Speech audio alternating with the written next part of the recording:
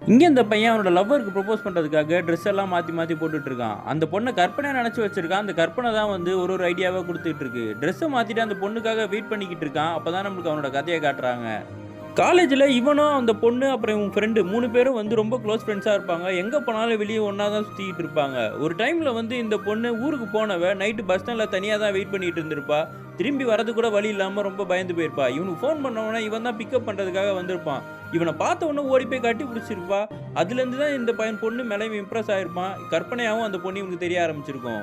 ஒரு நாள் 3 பேரும் உட்காந்து ட்ரூத் ஆர் டேர் ஆடும்போது அந்த பொண்ணு கேட்டிருப்பா, என்கிட்ட ஏதாவது உண்மையை நீ சொல்லணுமான்னு கேட்டா, இவன் யோசிச்சுட்டே இருப்பான். டக்குன்னு வேற ஒரு விஷயத்த சொல்லிட்டு அங்கே வந்திருப்பான். அந்த கற்பனையும் இவனை திட்டி விட்டுருது.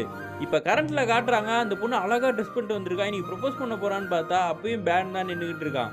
அன்னைக்கு ஃபுல்லாக அந்த பொண்ணு கூடயே தான் இருக்கான். அன்னைக்கு நைட்டு பார்ட்டியில் இவனும் அந்த பொண்ணு சேர்ந்து டான்ஸ்லாம் ஆடுறாங்க. அப்போ கூட தனியாக ஒரு மூமெண்ட் கிடைக்குது.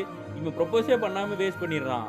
அந்த கற்பனை இவனை திட்ட ஆரம்பிச்சது. இவ்வளோ தனியான மூமெண்ட் கிடச்சும் ப்ரொபோஸ் பண்ணாமல் முட்டியடான்னு. இல்லை அவளுக்காக ஒரு லெட்டர் எழுதி நான் ப்ரொபோஸ் பண்ண போகிறேன்னு சொல்லி இவனும் லெட்டர் எடுத்து எழுதிக்கிட்டு இருக்கான். அப்போ வந்து அந்த பொண்ணுக்கிட்டேருந்தே ஃபோன் வருது, உன்னை மீட் பண்ணணுடான்னு சொல்லி. அந்த லெட்டர் எடுத்துக்கிட்டு இவனு நேரில் போய் பார்த்தா அந்த பொண்ணு அவங்க ஃப்ரெண்டு நின்றுக்கிட்டு இருக்காங்க. அப்போ அந்த பொண்ணு சொல்கிறான், இவன் வந்து எனக்கு ப்ரொபோஸ் பண்ணிட்டான்டான்னு சொல்லி. இவனுக்கு ஷாக் ஆயிடுது. ஏன்டா இவ்வளோ நாள் என்கிட்ட சொல்லவே இல்லைனா, நீ என்னை தப்பாக நினச்சிட்டு வந்தாண்டா சொல்லலை. இவ்வளோ நாளாக நான் பின்னாடி சுற்றினது எல்லாத்தையுமே அழகாக ஒரு லெட்டரில் எழுதி அவகிட்ட போய் கொடுத்தேன்டான்னு இந்த பொண்ணு சொல்கிறான். இவன் சூப்பராக லெட்டர் எழுதியிருக்கான் தெரியுமான்னு சொல்லிட்டு. இதை கேட்ட உடனே இவன் எழுதின லெட்டரை அவன் பேக்கெட்டுக்குள்ளே வச்சுட்டு கங்க்ராச்சுலேஷன் தான் எனக்கு வேலை இருக்குன்னு சொல்லிட்டு கிளம்பி வந்துடுறான். கடைசியாக அந்த கற்பனையும் பக்கத்தில் இருந்து சாரி சொல்லிட்டு இப்போ அதுவுமே இவனை விட்டு மறைஞ்சு போயிடுது.